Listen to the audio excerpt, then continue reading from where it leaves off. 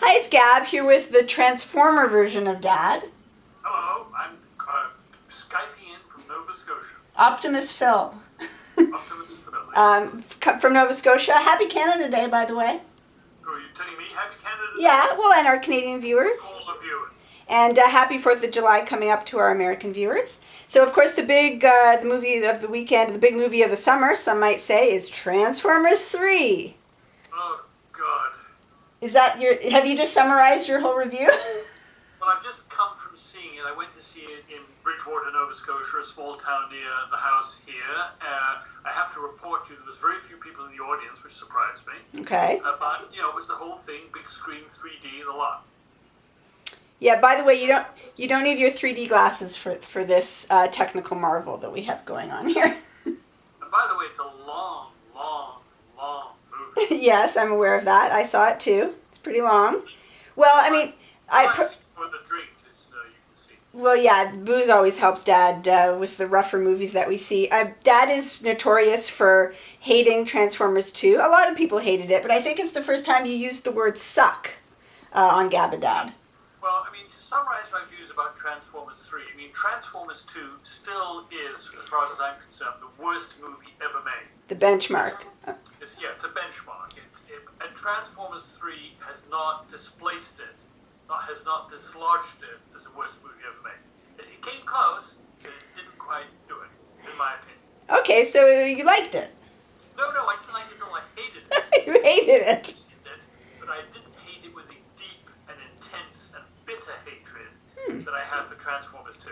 Okay, so that's a bit of an improvement. So what did you hate about it, but why did you not hate it as much as number 2? Well, what I hated about it was, first and foremost, it's so boring. It's 2 hours and 45 minutes long, approximately. Right. The plot is paper thin. The acting, even though there's some excellent actors in it, Frances McDormand, John Malkovich, nonetheless, the material they're given with is so poor that the acting is awful. So it's like Transformers 2 in that really it's just special effects. And special effects, which are highly repetitious, by the way, cannot carry 2 3/4 hours. That's why it's so boring. I hated it because it was so terminally boring.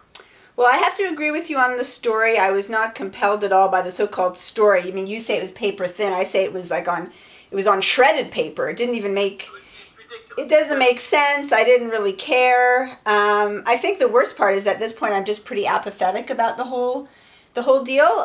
Although I still really dig the robots, and that's where we get into the special effects part of it.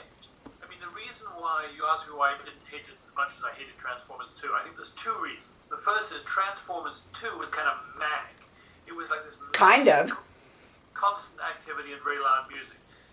Transformers 3 didn't seem quite so manic, so I didn't sort of feel like I wanted to shoot myself halfway through the movie. And the other reason is there were a couple of scenes that were actually, dare I say, almost quite exciting, kind of action scenes, chase scenes. The last 20 or 30 minutes when all those guys were jumping off the building, gliding. That was good, yeah. And the building was falling over, and that huge what do you call it? Decepticon? Was chewing up the building. That was quite entertaining. So there were a couple of scenes in it that I found entertaining, but only a couple, and perhaps they added up to 15 or 20 minutes out of 2 hours and 45. Yeah, I think most people agree the end, the climactic action scene is really what makes this movie. The special effects of the 3D were in full force, and I thought the robots just looked great. I still love the way they look. I love the sound. The fight scenes, the action scenes were much better than in number 2 because the camera pulled away and let you actually see what was going on. But you say you like the sound. One of my complaints about the movie... Too loud. No, not that. It's the way the robots speak. They speak in this deep, slow voice and say very trite, cliches, things like... And some of them have accents. I love that. Why does a robot have an accent? But Morgan Freeman is the voice of a robot. Come on. They say things like, "You taught me to value the truth," and other very trite things like that, but in a deep voice and speaking very slowly. Yeah, the voices are stupid, but by sound I mean more the sound effects, the machine type of sounds. And I have a question for you too. Okay. Why is it that these robots, which are kind of the height of technological genius and extravagance. Right. Why is it that they seem to shoot each other with World War II vintage machine guns? And why is it that these old kind of vintage machine guns actually seem to be able to kill robots? It doesn't add up. I can't say I've figured that out. Sorry. I think there's a lot of things that don't add up, and that's a lot of people would say that's not the point. I mean, the point is the spectacle. So the story is terrible, and most of it's boring. The spectacle parts, I think, were great. And I actually, what do you think of the 3D? The 3D was quite good, actually. What I liked about it was that it wasn't terribly obtrusive. I mean, it was there, it was part of it, it was effective, but it wasn't obtrusive. But it was effective. I mean, a lot of the 3D I've seen lately just doesn't do anything for me, and I feel like it's a waste and a gimmick and a ripoff.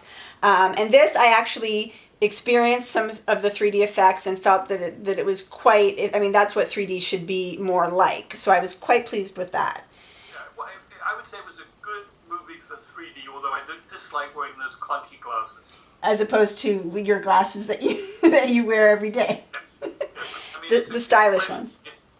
Whether or not it's worth wearing the glasses, but there it is. Anyway, it was not a good way for me at least, to spend a wonderful Canada Day afternoon in Nova Scotia. The weather's been great, it's been warm and sunny. I could have been strolling on a beach.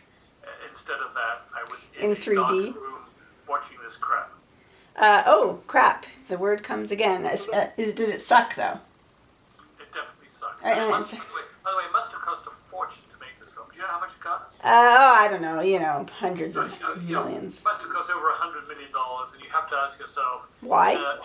In a world of limited resources, is this a good way to spend that kind of money? Well, again, I don't really think that's the point, but there you have it. What is the point? The point is it fun? No. I think it was partly fun. I took Max. Max really liked it, of course. Okay. And I liked the action parts. So, I mean, Max gives it 5 Maxes out of 5. I would give it, I mean, again, for the effects, the action scenes, if you took those out and the 3D, I'll go with a 3. 3 Gabs. Can't go better than that. Dads? 2. Ouch! All right, 2.5. Well, no, I don't care. No, I don't want to upset you. 2.5. 2.5 Dads, you're okay with that? Yeah, I'm okay with it.